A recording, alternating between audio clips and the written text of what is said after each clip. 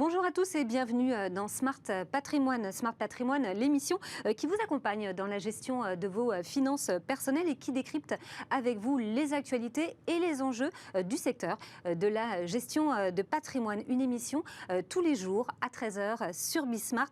Et au sommaire de cette édition, nous commencerons comme tous les mercredis par l'écho des cryptos, le rendez-vous crypto-monnaie ou crypto-actifs de Smart Patrimoine. Alors aujourd'hui, beaucoup de questions se posent autour des cryptos. Crise ou mauvaise passe? Est-ce qu'on entre dans une crise profonde? Est-ce que les mouvements remarqués sur les cryptos font partie d'un cycle normal? Est-ce que les fondamentaux ont bougé? Ou on en est de la confiance des investisseurs? On se posera toutes ces questions dans un instant avec notre invité Jérémy Vauquier, président et fondateur de Alira.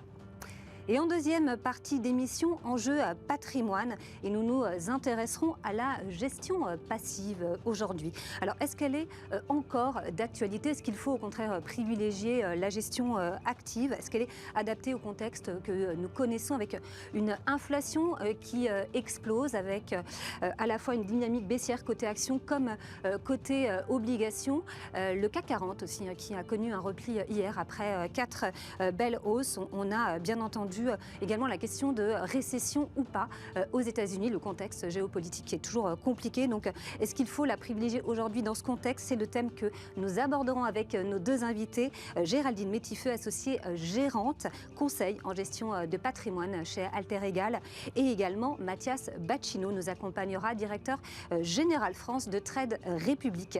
Bienvenue à vous tous qui nous rejoignez. Smart Patrimoine, c'est parti.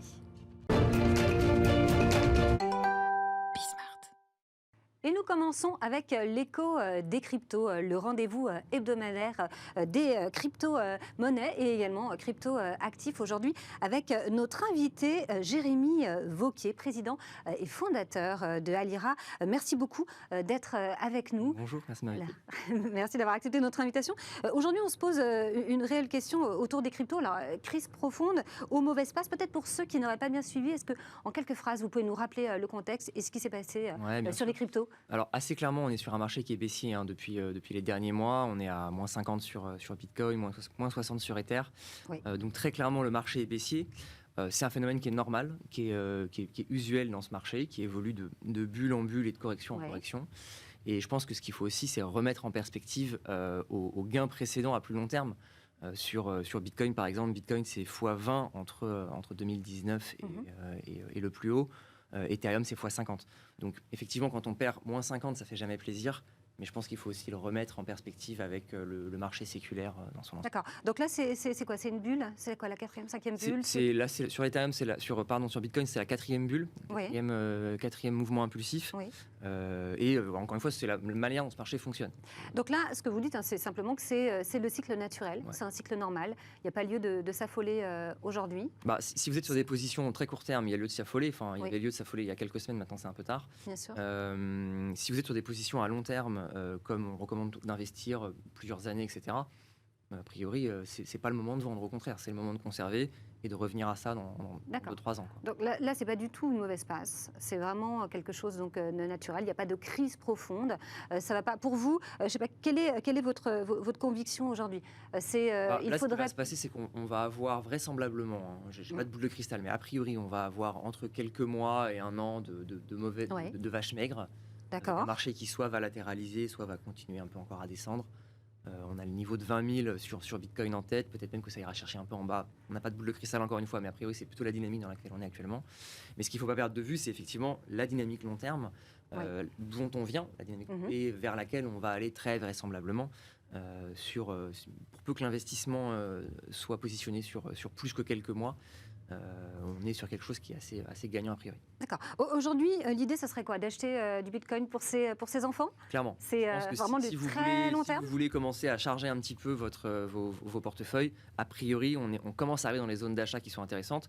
Je ne vous dis pas que ça ne va pas descendre dans les prochains mois, peut-être que ça continuera de descendre, mais vu qu'on ne le sait pas précisément, on achète un petit peu tout le temps quand le marché est baissier, en mettant un petit pourcentage de son patrimoine ou de son portefeuille, quelques pourcents, jusqu'à 5% par exemple, en fonction de votre tolérance à la perte. Et ça permet ensuite de s'exposer à des accidents positifs, avec là, des espérances de gains qui peuvent être élevées. à long terme. D'accord, ça ne peut pas descendre à zéro? Non. Bitcoin, Ethereum, non, parce que les fondamentaux sont trop solides. On pourrait rentrer dans le détail de pourquoi, mais les fondamentaux sont trop solides pour que ça descende à zéro.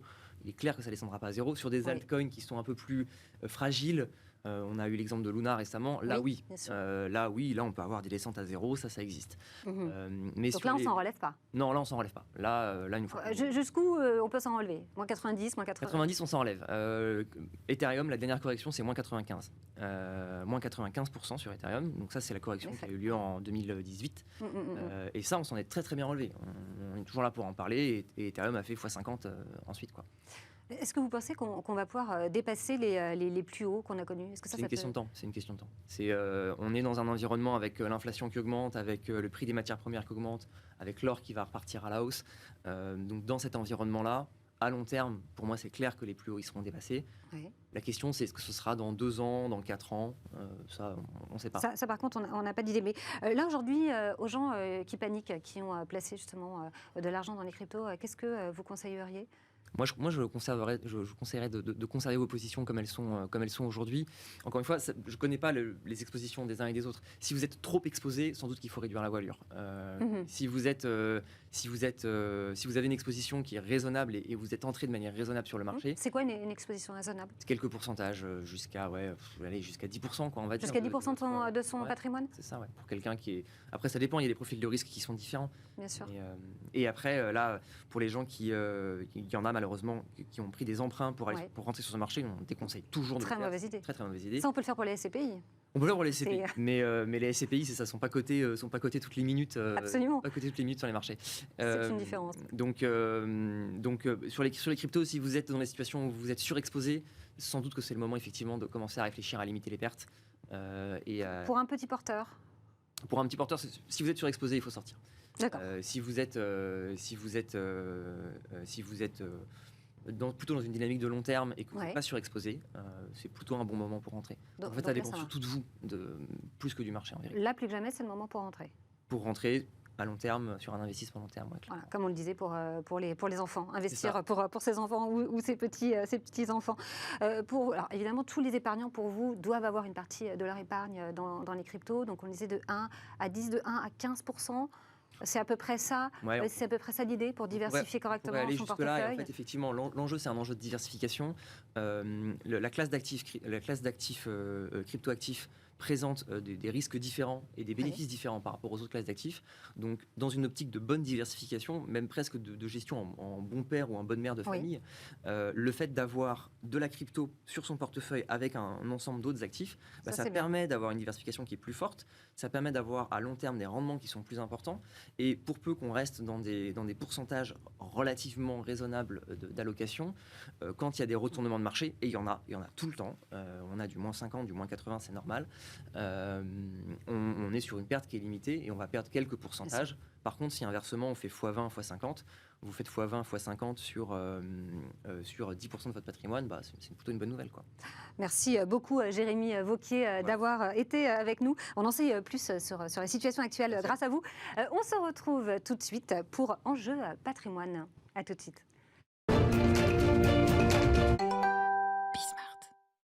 Et nous enchaînons avec Enjeu patrimoine, un enjeu patrimoine aujourd'hui dédié à la gestion passive. Est-ce qu'il faut aujourd'hui privilégier la gestion passive? Est-ce qu'elle est encore d'actualité dans le contexte qu'on connaît tous? Évidemment, il y a l'inflation qui explose. On a également les marchés qui ont pas mal bougé avec des baisses aussi bien pour les actions que pour les obligations. On a un contexte géopolitique qui reste très compliqué. On a la chance d'être accompagné pour traiter du sujet par 2 experts. Déjà, Géraldine Métifeux, associée gérante et conseil en gestion de patrimoine chez Alter Egal. Merci beaucoup d'être avec nous. Et nous avons également la chance d'avoir avec nous en plateau Mathias Bacchino, directeur général France de Trade République. Merci beaucoup d'être avec nous pour parler de ce sujet, la gestion passive aujourd'hui dans le contexte. Est-ce que c'est une bonne idée, Géraldine? On va commencer avec vous. Qu'est-ce que vous en pensez, vous, déjà, de la gestion passive? Alors, je n'ai pas forcément une opinion sur la gestion passive à proprement parler. C'est-à-dire que la gestion passive, comme d'autres, comme d'autres classes d'actifs ou comme d'autres façons de voir la gestion d'actifs, a sa place dans n'importe quelle gestion de patrimoine. Et c'est vrai que nous, c'est une démarche qu'on a. Quand vous dites est-ce que c'est passé, la gestion passive, en fait, on l'a relativement pas utilisée sur les 10 dernières années, même 15. C'est pas une conviction forte pour vous? Ça l'a pas été, mais en fait, à l'inverse, on aurait plutôt tendance à le mettre maintenant par parcimonie, peut-être en fonds de portefeuille sur certains, par exemple, pourquoi pas sur des ETF actions US, parce qu'on a rarement en fait quelque chose dans la gestion de conviction qui va répliquer un indice. Donc on va peut-être aller chercher ça là-dessus, mais du coup, c'est pas une question d'avoir une conviction ou quoi que ce soit, c'est-à-dire que ça doit avoir sa place comme autre chose. Après, nous, vous savez, chez Alter Egal, on aime la gestion de conviction, et pas parce qu'il y a des frais, mais parce que parfois la gestion de conviction est une valeur ajoutée et apporte de l'alpha pour nos clients. Oui, parce qu'il y a moins de frais, bien sûr, avec la gestion passive. Et puis, le mec qui réplique. Bien sûr, voilà, on n'a pas un gérant qui est là. Non, mais il n'y a pas de travail, il n'y a pas de rémunération, c'est pas de complètement délirant. Non, c'est sûr que c'est moins cher en gestion, comment dire, c'est absolument pas discutable. Mais après, si on regarde dans les ETF, alors ça va peut-être s'améliorer, peut-être qu'il y aura, et Mathias va en parler sans aucun doute, mais dans les classes d'actifs aujourd'hui, et notamment si on prend l'année 2022 qui est une année extrêmement compliquée, 2021 est une année peut-être plus facile aussi pour les indices d'une façon générale. Si on prend 2022, il y a des gestions actives qui ont fait la joie de nos clients versus peut-être une gestion passive qui aurait été moins pertinente. Alors, c'est vrai que Mathias, on a la chance que vous soyez avec nous. Alors, vous, la gestion passive, bien sûr, vous allez nous dire qu'il faut absolument en avoir, j'imagine. Pourquoi, d'abord, il faudrait absolument en avoir aujourd'hui? Et pourquoi peut-être plus aujourd'hui qu'hier? En fait, la question aussi, c'est pour qui, entre guillemets? C'est-à-dire à qui on parle, à quelle cible on s'adresse? Chez Trade Republic, et de manière générale, nous regardons les grandes masses, c'est-à-dire la population générale et l'impact que l'on peut avoir sur l'épargne des Européens, qui est suffisante en quantité, mais insuffisamment investie. C'est-à-dire que 85% de l'épargne des Européens, aujourd'hui, est investie, épargnée, posée sur des supports qui ne rapportent rien. Très bien. Donc face à 5% d'inflation, 8% d'inflation, c'est un problème majeur. Et donc, pour résoudre ce déficit d'épargne retraite du grand public, d'épargne investie, d'épargne productive, eh bien, la gestion passive présente des atouts considérables pour cet objectif-là, cet objectif de démocratisation au grand public de l'investissement. Pour de la gestion de patrimoine, effectivement, avec des enjeux peut-être plus spécifiques, plus techniques, pour des patrimoines plus complexes, la gestion active peut présenter des atouts, et on va rentrer dans la subtilité des différences entre gestion active et gestion passive. Mais la gestion passive, les ETF pour le très grand public, ça présente 3 avantages majeurs.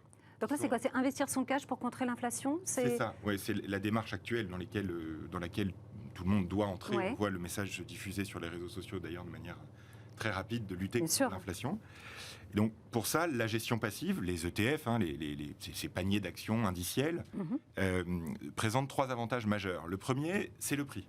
C'est que pour le très grand public, payer 2% en moyenne de frais de gestion, ça peut être un problème parce que c'est pour le très grand public plus difficile d'aller générer de la performance que pour les 2% de CSP+, qui investissent de manière professionnelle. Donc, c'est pas forcément intéressant de payer ces 2%. Exactement. Et donc, 2% sur une performance moyenne de 5%, par exemple, ça a un impact absolument considérable. C'est beaucoup. Les frais sont très importants dans la démarche de la gestion passive. Mais d'un autre côté, on a un stock picker qui va choisir des actions. Donc, est-ce que ça, c'est pas une garantie Alors, la garantie n'y est pas, puisque S&P le démontre régulièrement avec ses études.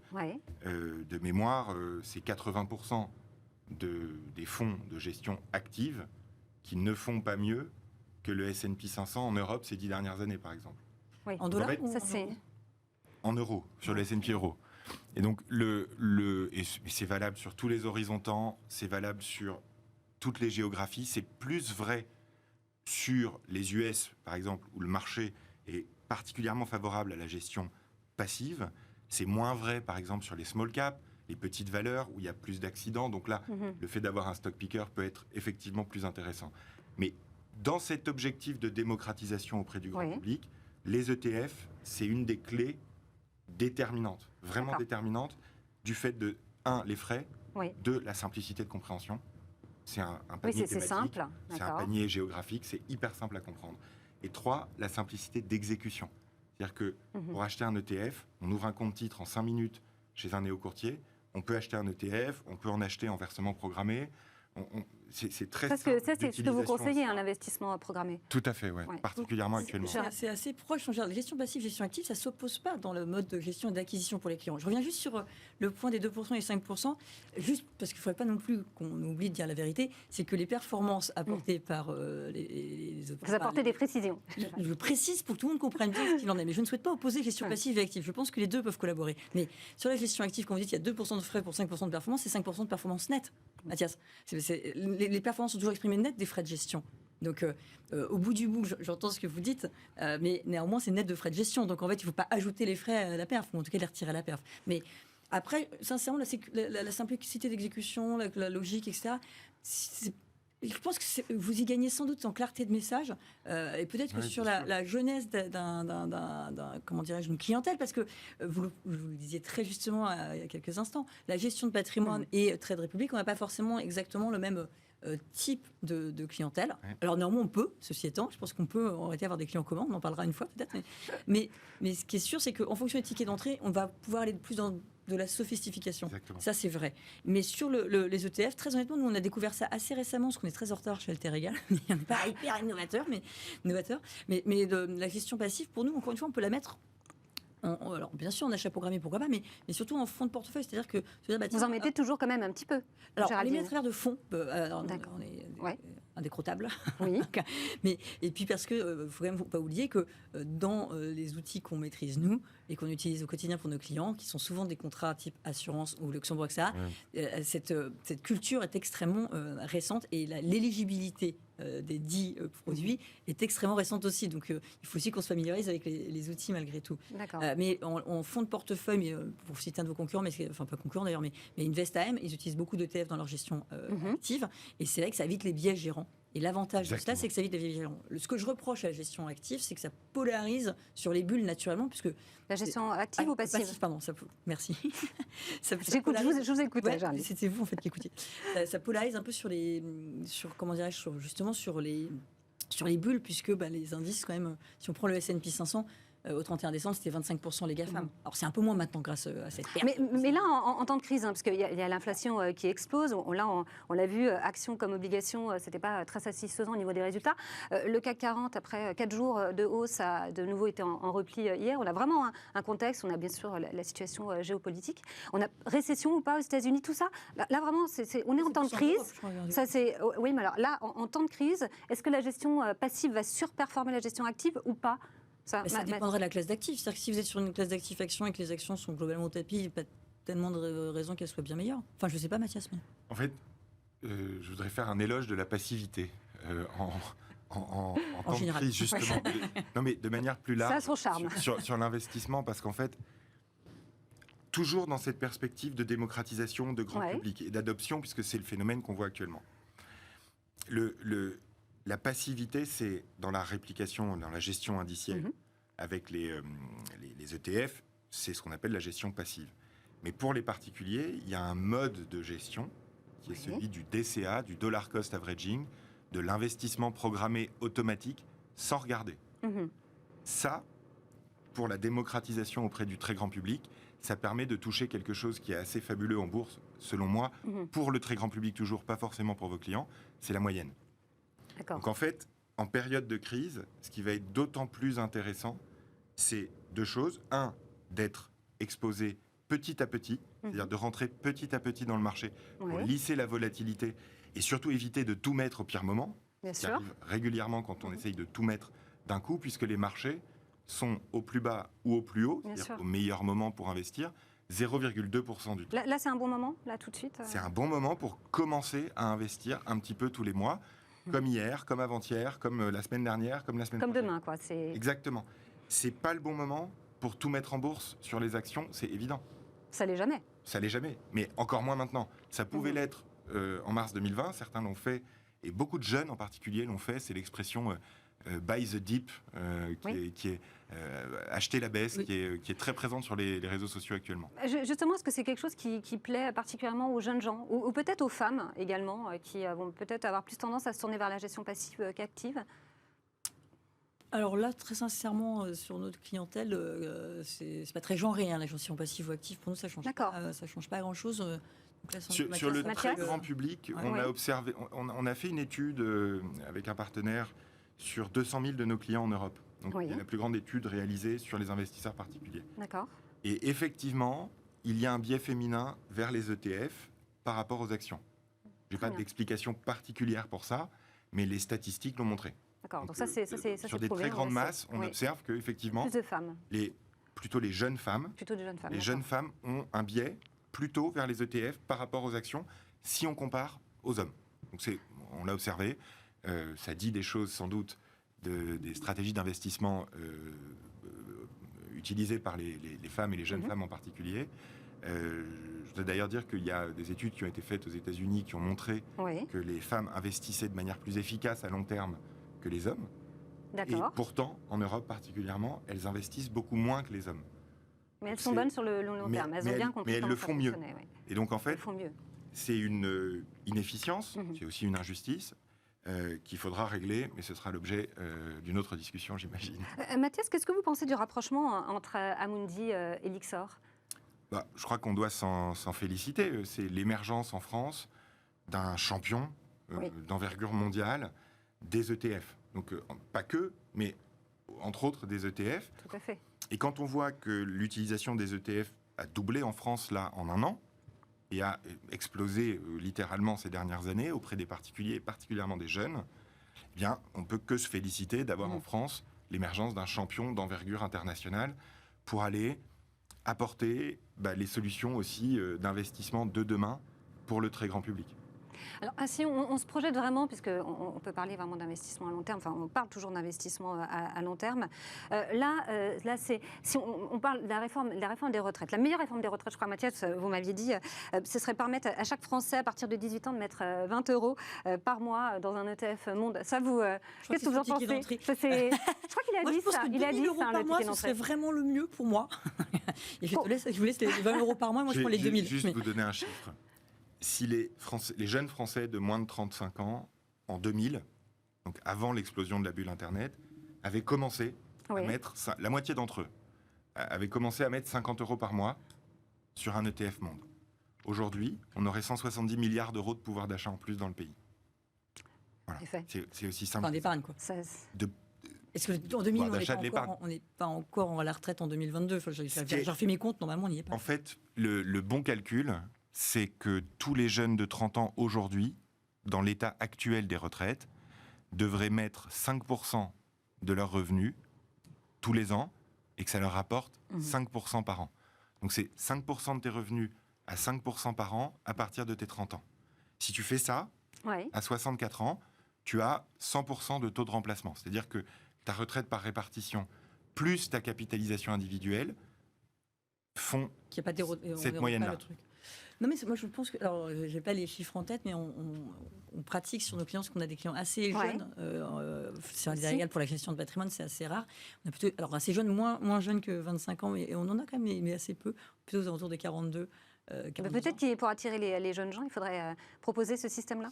On n'est pas du tout, enfin, on n'est pas calé pour. Vous savez, on parle souvent de segmentation de clientèle. Je pense que nous, on n'a pas les moyens sur Alter d'avoir une clientèle extrêmement large avec tous les types. Je pense qu'on franchement, on ne saurait pas faire. C'est très complémentaire. Complètement. Voilà. Chacun ses spécificités. Non, puis nous, très souvent, nos clients peuvent avoir un compte titre ailleurs et ainsi de suite, nous poser des questions. Enfin, nous, ça ne pose aucune difficulté. On n'a pas vocation à détenir 100% du patrimoine. Enfin, on aimerait bien, mais on n'a pas vocation à faire. Mais effectivement, nous, les versions programmées, c'est quelque chose. Nous, on travaille sur le budget de vie de nos clients, le matelas de sécurité, et au-delà du matelas de sécurité. Et c'est peut-être ça qui va clocher plus sur certaines populations, c'est que cette inflation-là, aujourd'hui, elle va finir par poser problème pour ceux qui ont moins de moyens, parce que par définition, ils auront moins d'épargne.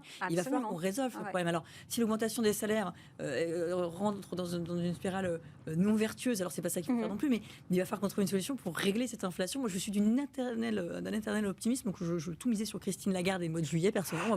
Après, je pars en vacances de toute façon, mais globalement, ça va être ça. Et oui, l'épargne mensuelle, ça lisse les points d'entrée. Ça permet de prendre plus de risques, et là où on s'inquiète toujours un petit peu. On est toujours un peu en train de regarder, même nos clients, même les hommes, même les femmes. peu importe le niveau, c'est les enquiquines de mal rentrer. Et nous, chaque année, on a forcément des clients qui rentrent un peu moins bien que les autres. C'est obligatoire parce qu'on est obligé de faire des choix et que si on rentre pas sur un marché, on le laisse passer tout le temps. Et on ne trouve jamais que c'est le bon moment. C'est-à-dire que là, ça a beaucoup baissé. Les gens vont dire ah ouais, mais ça va peut-être encore baisser. Ouais ou pas, enfin c'est déjà bas, donc on peut peut-être déjà commencer à regarder. Ça peut être un point d'entrée. C'est toujours des points d'entrée. De toute façon, nos clients ont des horizons de placement qui est assez long. En moyenne, on est plutôt sur 15 ans. Donc, 15 ans, on a le temps de se tromper 2 ans. C'est pas très grave. Il y aura beaucoup de volatilité. Il faut savoir quand même rester, quand même s'investir et puis penser toujours long terme. Être un pas vide. Un client l'a dit en 2020, il nous avait félicité si on avait été un pas vide. Bon, j'ai ouvert le dictionnaire et tout. Mais globalement, il faut savoir... donner un cap avec nos clients et leur expliquer que parfois il faut savoir tenir. On peut tout pourrir, on n'est pas obligé de dire les trucs routiniers, les emprunts russes, on a le droit de s'en débarrasser au bout d'un moment, mais pour le reste, on doit tenir un cap, je pense. Et donc investir tous les mois, ça permet de contrer ce problème de finance comportementale qui fait qu'en fait on vend toujours au pire moment, on achète toujours au pire moment. Enfin le truc où le mec, quand j'ai entendu en fin d'année dernière, ça permet peut-être de raison garder, et de rester la tête froide. L'année dernière, je ne sais pas si vous entendez, mais sans doute, on avait, 7 ou 8% des Français qui étaient revenus sur les actions en direct. Je me suis dit, c'est foutu. Alors c'est sûr, quand les mecs commencent à acheter, c'est terminé. C'est quand tout le monde commence à s'y intéresser au bout de 20 ans, c'est qu'on arrive sur un pic. Oui. De toute façon, l'investissement programmé pour vous, c'est vraiment... Oui, Mathias. Oui, mais c'est hyper important ce que vous venez de dire, parce que merci. Toujours dans la démarche du très grand public et de l'adoption par la population générale. Ça fait 50 ans. Oui. À peu près, je sais pas 50 ans, mais... Mais moi non plus, vous dites ça, c'est horrible. Moi non plus. Merci Laura. Ça fait au moins 50 ans, je sais pas, ça fait très longtemps en tout cas, qu'on dit aux gens que effectivement les particuliers se font toujours rincer en bourse. Parce qu'ils ont les mauvais biais psychologiques, les mauvais biais comportementaux. Il faut vraiment s'en méfier, ça c'est vrai. Et qu'effectivement, quand les particuliers se mettent à dire il faut acheter en bourse, c'est le moment de sortir. C'est dans tout l'univers. C'est vrai, c'est encore révélé. Mais alors, je crois pas. Pourquoi ? Je pense que c'est la deuxième fois que le comportement culturel des Français face à la bourse a changé. Et je le crois parce qu'on l'a mesuré. En ce sens qu'ils n'ont pas avancé. On a beaucoup travaillé avec des instituts de sondage, des sociologues, on a fait des focus group, on a fait vraiment beaucoup de choses, des études assez poussées. Ils ont compris ce que vous venez de dire, c'est-à-dire qu'il faut savoir tenir, il faut savoir faire le dos rond. Et c'est très nouveau parce que le message s'est diffusé de manière extrêmement rapide en mars 2020 sur les réseaux sociaux. On entend tout le temps que sur les réseaux sociaux, c'est Nabila, c'est les influenceurs à la noix, etc. Il y a aussi toute une population de créateurs de contenu qui sont des gens qui n'avaient pas de notoriété avant, qui ont aujourd'hui une communauté forte autour d'eux et qui sont capables de diffuser des messages de qualité aussi. Et en fait, les messages de qualité se diffusent de plus en plus rapidement sur les réseaux sociaux actuellement. Et le fait de tenir et de ne pas essayer d'acheter au plus bas pour vendre au plus haut, de ne pas vendre alors que ça baisse, etc., c'est des concepts qui sont en train de passer par la jeunesse et malgré l'absence totale d'éducation financière en France pour le grand public. Merci beaucoup Mathias Bacchino d'avoir été avec nous. Merci beaucoup également Géraldine d'avoir été avec nous pour cette émission. On se retrouve bientôt et merci beaucoup à vous de nous avoir suivis. Rendez-vous demain à 13h sur Bismart pour un nouveau numéro de Smart Patrimoine.